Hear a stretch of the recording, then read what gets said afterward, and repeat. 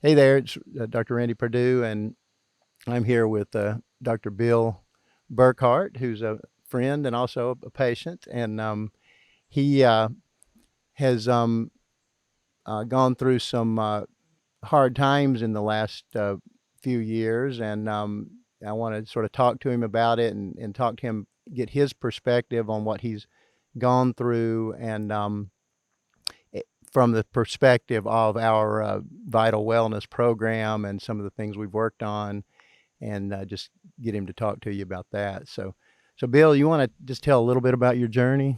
Sure, I'd be glad to, and I'm happy to be here. My journey probably in this case began about, about 4.5 years ago. I've been a practicing physician for 38 years since residency. I was in practice with my dad and my brother. We're in family medicine.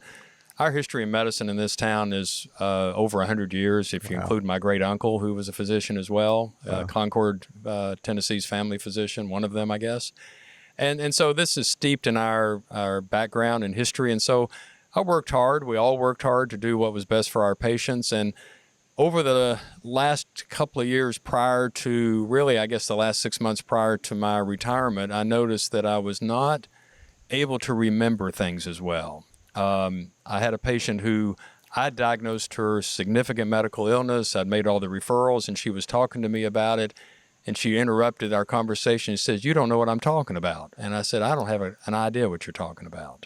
And she said, "Well, if you remember, I had breast cancer, and you did this, and you did that, and you referred me to Dr. This." And I said, "Oh, yeah, I do remember that." So that was sort of the first tip.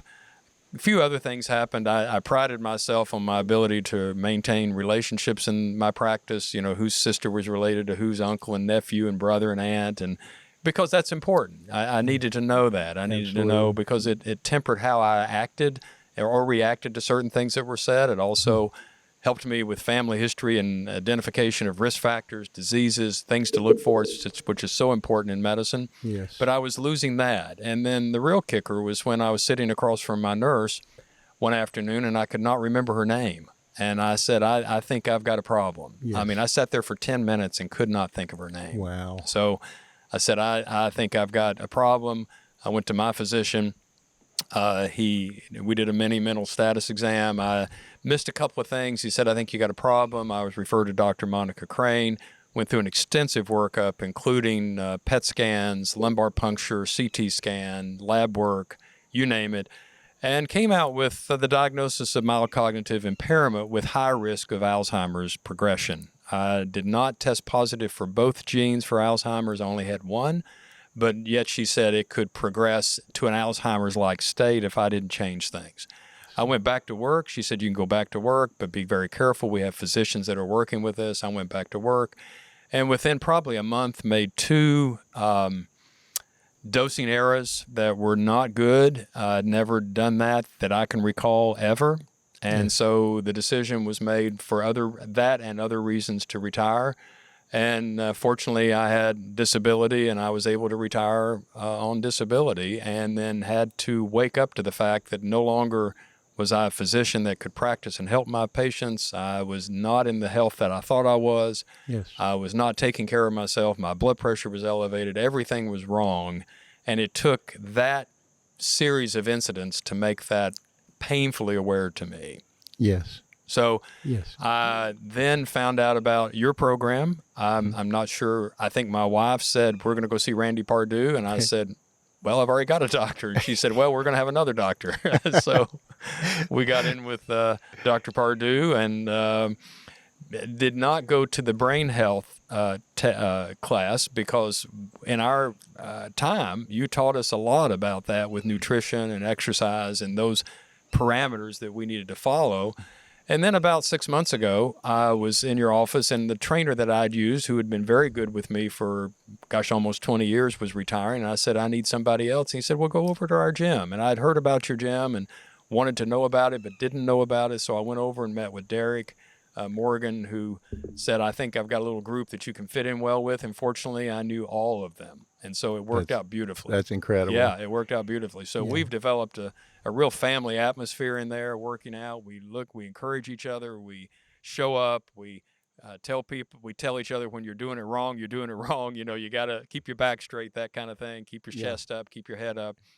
And it's been life-changing for me. I've done very well. So I'm very happy with that. I'm off blood pressure medicine. I'm on very minimal medicine. I'm on supplements that you've recommended, for the last year or so preceding this. Yes. My strength has improved. All of that. My endurance is much better.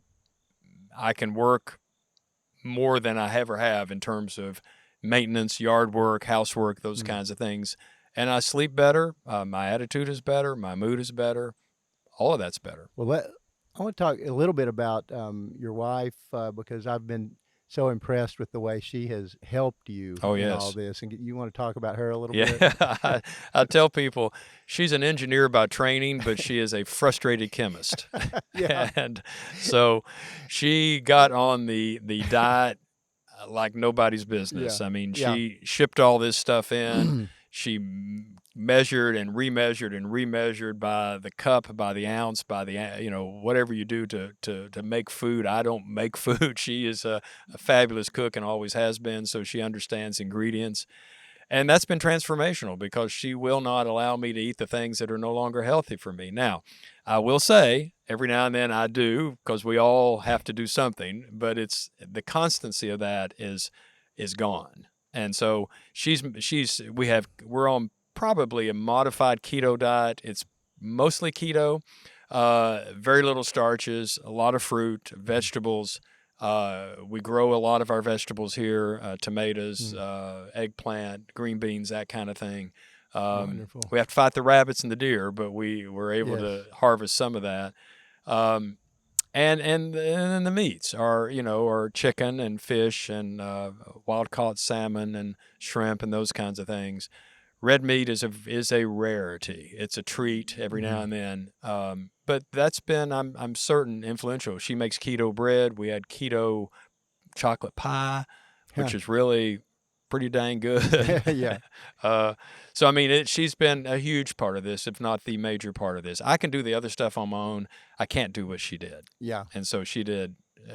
I can't give her enough credit. I mean, I give her all the credit for that. Yeah. So, again, as I said, I've just been so impressed with the way she's helped you, and you just went through so much of it. And one of the things we find is that success in this program very often, if not almost always, involves two people working together, and or very often someone having a helper to get through it. Well, there can't be a resentment. That's what can happen sometimes if the other partner. I've been through many patients as you have with chronic illnesses, and you can tell the ones that resent the situation, the ones that embrace the situation. And the embracement is key. You have to attack it. You cannot let it attack you. Yes. Just with any illness, you have to attack. And we as physicians attack the illnesses. We cannot be complacent about it. So I think you just have to have a partner that understands that. And most will come around to that. I'm not sure how many can do what Janine did because of their background. Yes. It's very difficult. But there's, I'm sure, modifications that you can do that are not that difficult by purchasing the right foods that you would normally purchase, or modify that and prepare them in different ways. That is not that hard. Yeah. And then when you go out to eat, you make accommodations for that. Well, I've learned a number of things from her. She worked with the cooking oils and such, and came up with these great omega-3 6 ratio. I would say stuff. We need to be doing that. She says you already are. Yeah, exactly. Oh, great. Okay, thanks. So, it was. I loved seeing your improvement firsthand, and I can remember one of the interesting things also with Janine is that she's just very honest. And I remember at 3 months in, I'd say, well, how are you doing? Are you improving? I was so hopeful, and you'd say, oh yeah, I think I'm improving. And She go, I don't know if he is, you know. Yeah. And so I'll never forget. And I don't remember if it was 6 months or what stage it was, but I remember her coming with you and the same little thing. Are you improving? You said yes. And then she looks, he's improving, Yeah. you know. Yeah. And I was That like, was, okay. yeah, we're there. We're getting there. That's for real. And I think it's always uphill, but it plateaus, and so you Yes. don't have to be uphill the whole time. But Right. the body is as you know, fearfully made, and Yes. and just an amazing machine. Yes. And thousands of equations and molecular variations going on every second that allows us to get often to where we need to get, but we sort of got to help it along. We can't work against it all the time. Absolutely. So it's been important to recognize that. I didn't realize that years ago. Yes. I just pushed, and you know, you get what you get sometimes. And it was time not to push. And I still struggle with that. I have to rest. I have to accommodate not only my age but my condition, and realize this is with me, and I can somewhat escape it, but I can't get away from it. Yes. You know, and so it's a way of looking at it. Well, let's talk a little more about the exercise. Sure. You mentioned your group, and I love all that about the camaraderie and you know, a couple of silly guys in there, you know.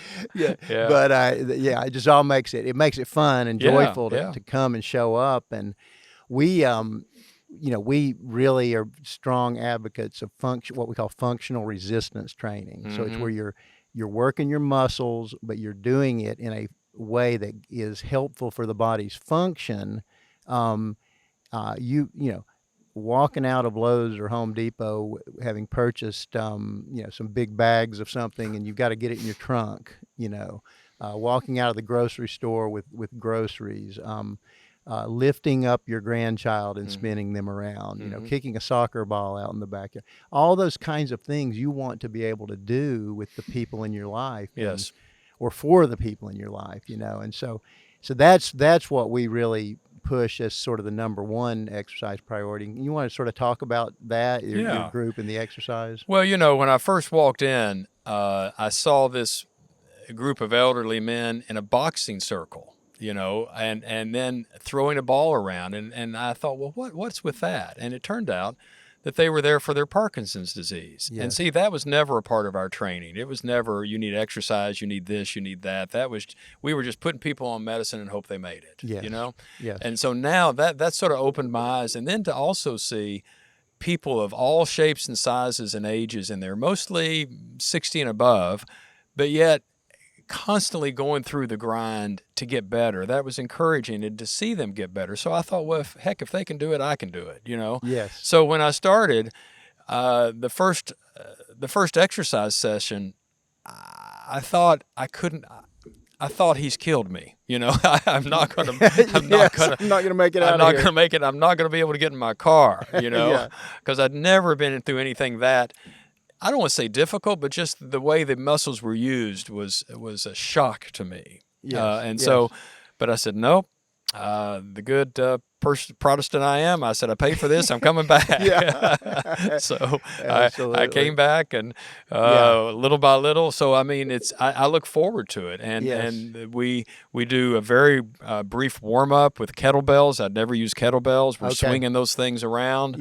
And that can be challenging, but once you get a hold of it, and once the body, and he was asking us to do body mechanical things I'd never done before. I was afraid I couldn't even master that. Wow. You know, so I was able to conform to his instructions, and he was excellent about exercising with us, demonstrating, circling around, do this, no, don't do that, keep that. You know, he's not over in the corner. He's very aggressive and active with us, which you can't pay enough for that. Yeah, absolutely. You know? So and not only that, but then integrating nutrition. I'd never eaten properly before and after exercise. I'm now on a whey protein supplement before and afterwards. Wow. I make sure that happens because that gives me the energy and the strength to do it, as well as builds muscle afterwards. So we go through some extensive, intensive sets, you know, for about 45 minutes, and then we always have 10 to 15 minutes of stretching afterwards, and then camaraderie, if you will, and then we're on our way. it's a small family. Fortunately, we've known each other for years, and that makes it so much easier. But even if we didn't, it would still be a wonderful group because we all are there for the same purpose, and that is to get better, Yes. or at least to maintain, if not get better. Yeah. And that's crucial because so much muscle wasting occurs with inactivity.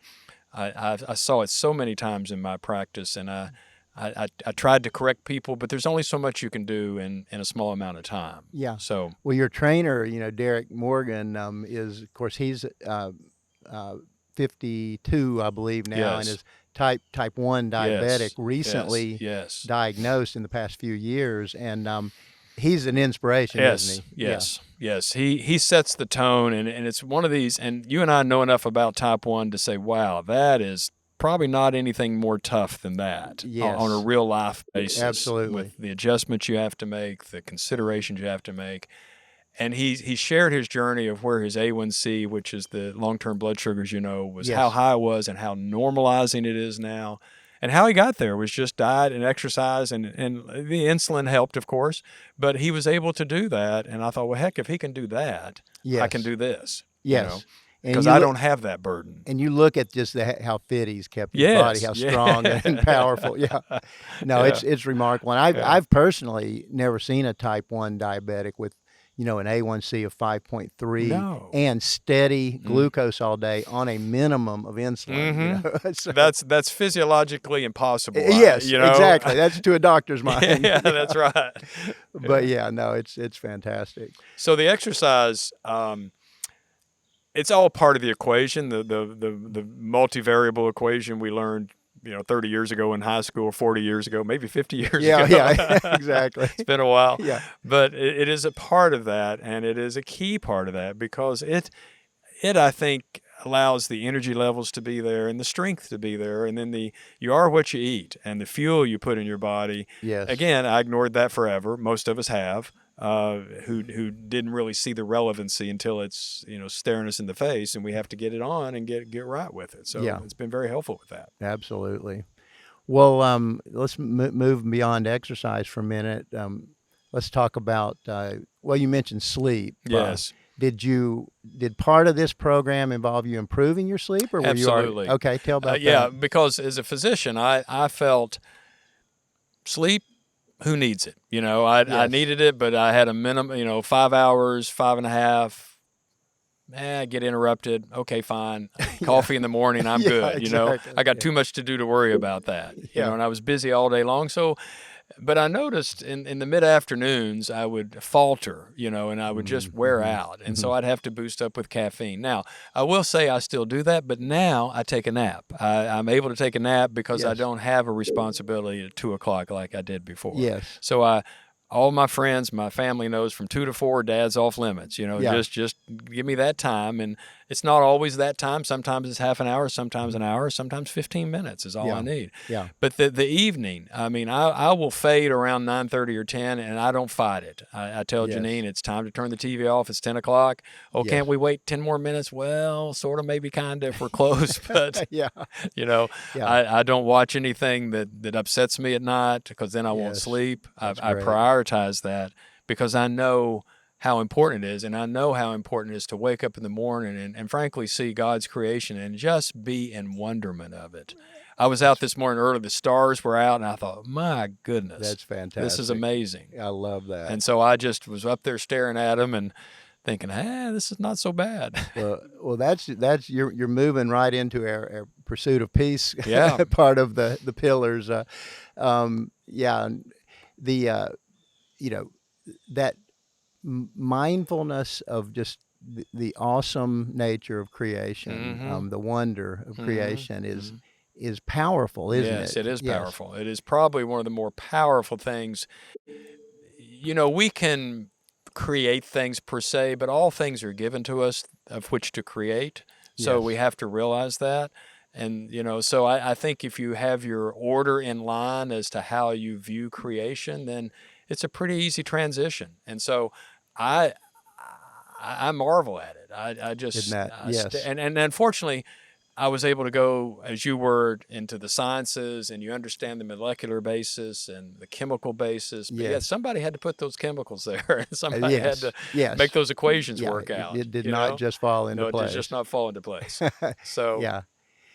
And we talk about, being mindful of awesome experiences, having that kind of wonder. There's a sense of transcendence that takes us out of ourselves. mhm. It keeps us from navel gazing. It keeps us from just me, and we look and say, wow, God, Yeah, God, that's wow, right. That's other. right. Yeah. And we're created in His image. Well, there must be 10 billion images out there because how many people in this world have been created? Yes. So Yes. I marvel at that, and I just think it's probably one of the greatest things ever. So I Yes. mean, but the problem with sometimes being able to do too much is doing too much, and Yeah. I've had to pull back from that just because I was able to do a lot in my life with my goals, aspirations, family, the musical talents that God has given me. I'm able to do a lot, but I'm beginning to wear a little thin of some of those things. So I'm So, beginning to realize I have to change some of so that. you've consciously set boundaries and such, I'm and getting better at it. getting better at it. Yeah. Okay. yeah, Yeah. That's one I'm working on yeah, too. yeah, yeah. I mean, I'm But realizing I'm almost 69, and I can't. I need to be able to do that because yes. that's what gets people into trouble. Yeah, absolutely. And at one back to the wonder for just a minute. As physicians, we know a good bit about the human Yeah. physiology and the body and such, and that to me, the way our bodies are made, and just you think about the way our brains are made and function, and Mm-hmm. there's not a supercomputer that yet, and there never will be, that No. functions like the human No, brain. it's the last great frontier. I've told Yeah. many people, and it will stay the last great Yeah. frontier because Yes. there's just no way. I've marveled at there are no moving parts. Well, how does it work? Yeah. Yes. Exactly. There's moving parts everywhere else in the body, but not up there. Yes. And it's still within microseconds can do anything it wants to do. So I love to talk about what's called the glymphatic system, which is the sort of nightly power washing of the brain. yeah.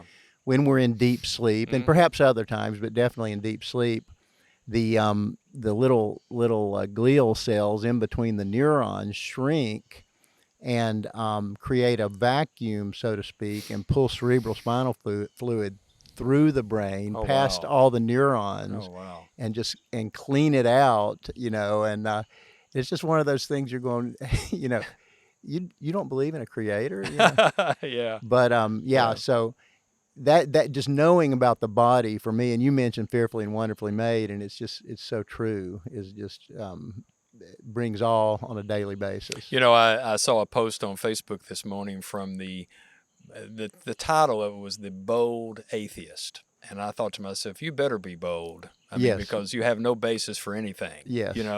Yeah. How can you even think that? Absolutely. I can't even imagine how you can come up with that. Absolutely. And then talking about these sorts of things moves you into the realm of meaning and purpose, Mm-hmm. and the sort of question of what are our values, or what are we here for? And I know you have strong thoughts on that. Well, we're here to serve. I mean, Yes. that's what we're here to do, and we're to serve God, and we're to cherish that relationship, and we're to be His messengers on earth and His servants on earth. And I've always believed that. Now, I will say that my values or my views on that have matured over time. Mm-hmm.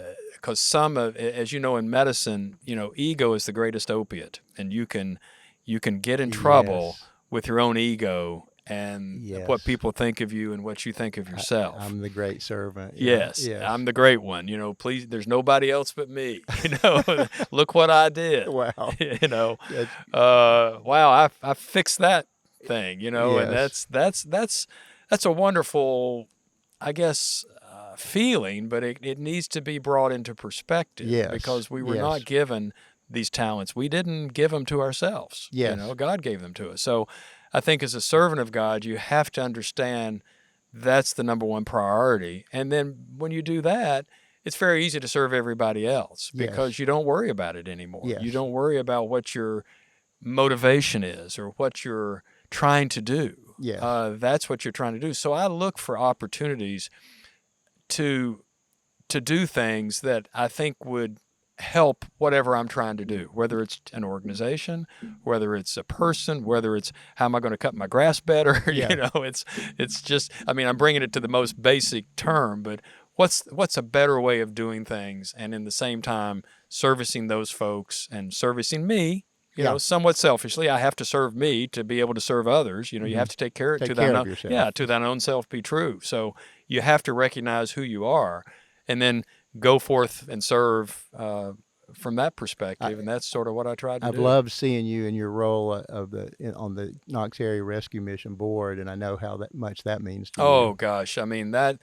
If God was living anywhere, he'd be down on the street. I mean, I'm telling you, if Jesus was anywhere, that's where he'd be. I mean, because he said, that's these are my people. And Absolutely.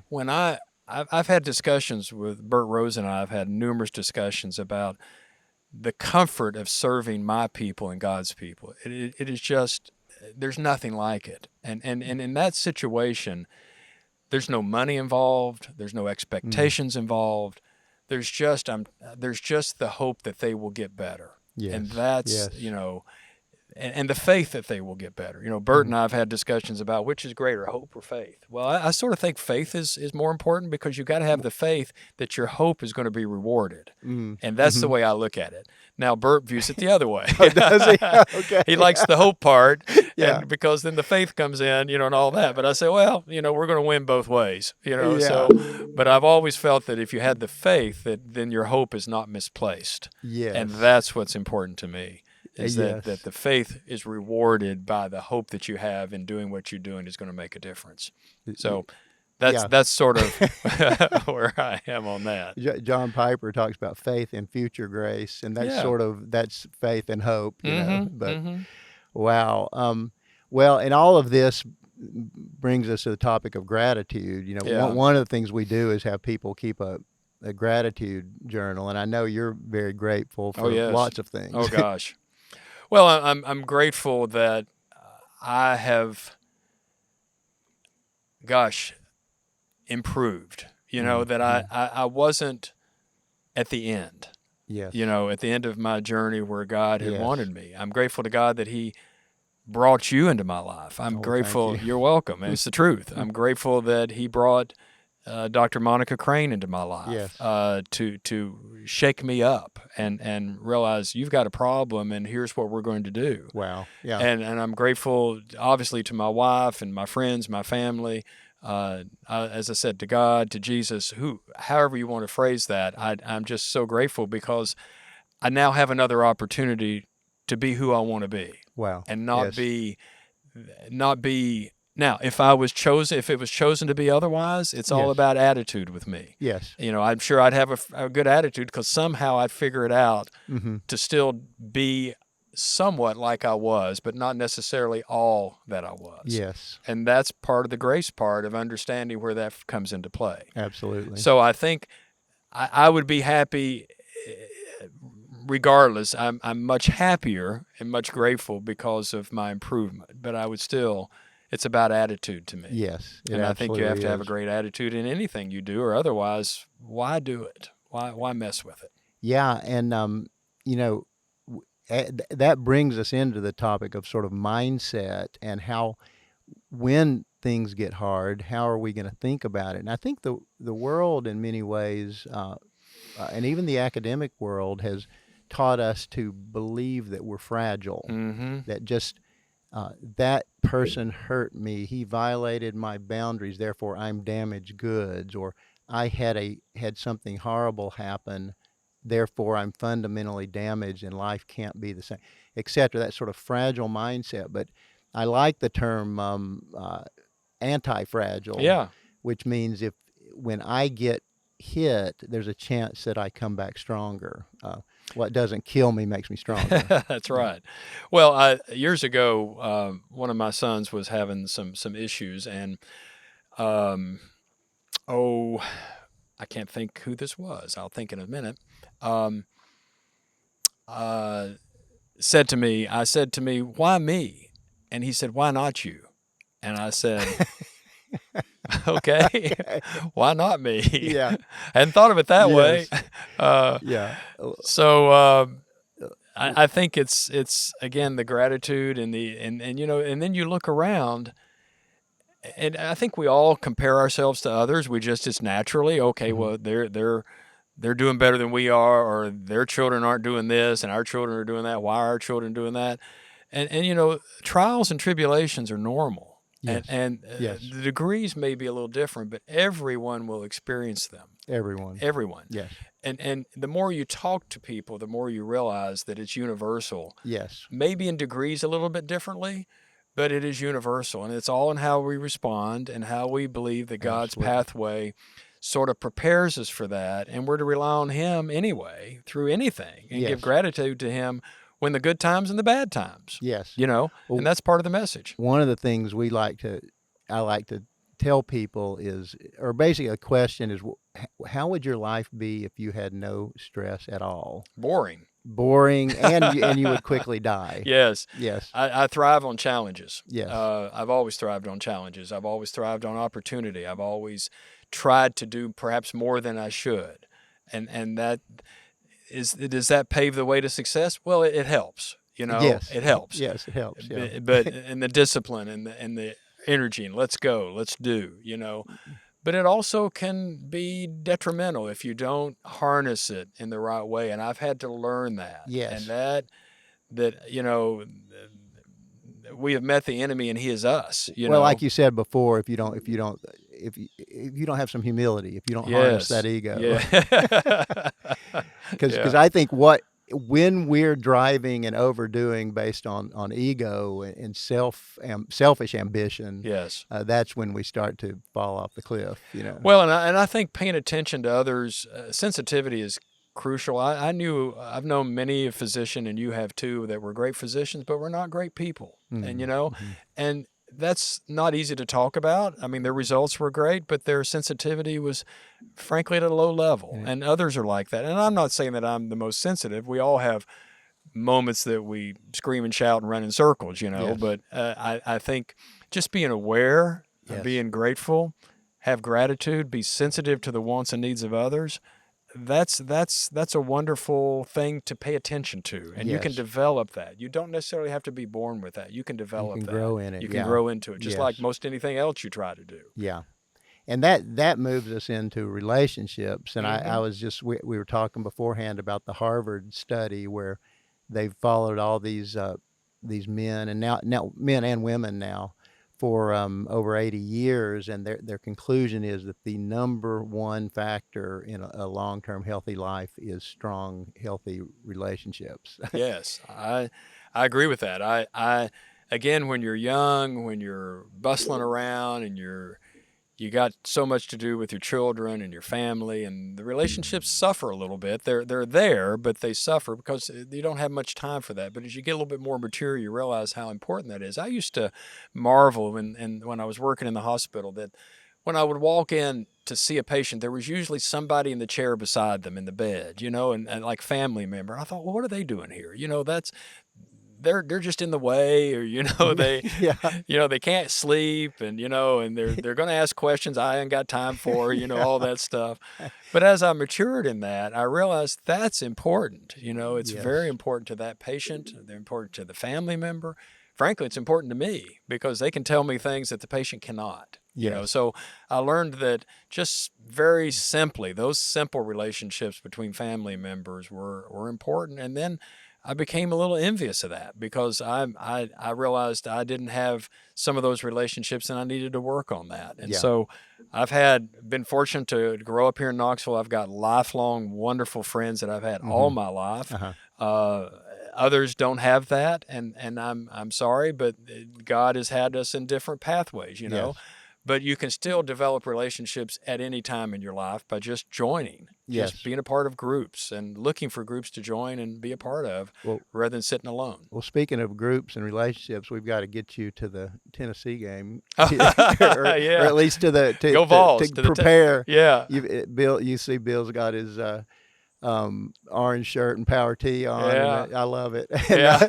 But anyway, I just then there is another topic though I want us to close with, Sure.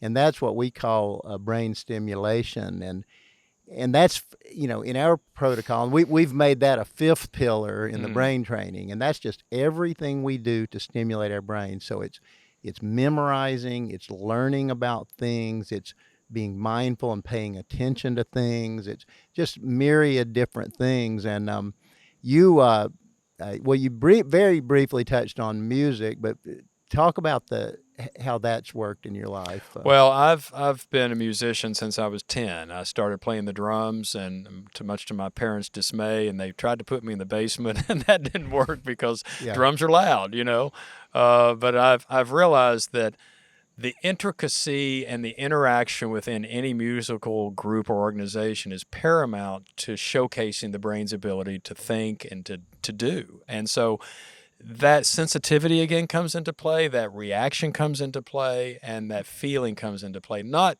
to mention just playing the right notes at the right tempo. So as a drummer, I have to lead, because the drummers are basically the second conductors, because people listen for that, that beat and this kind of thing and that intricacy. So I've become more active in the last 4 years because I had time.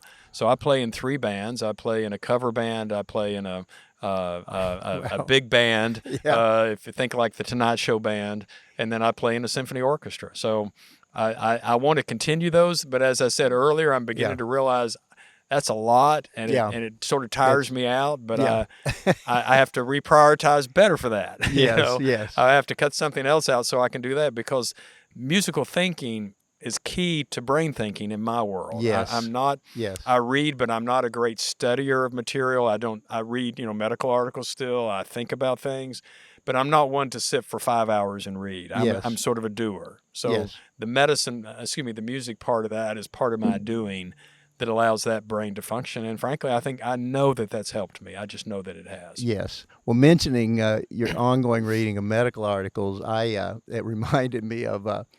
So I take medical students in my practice. Yes. They always see the patients first, and I'll never forget one of my medical students had seen you first and walked, and it was a young lady, and she walked out of the room and she said, "He was pimping me."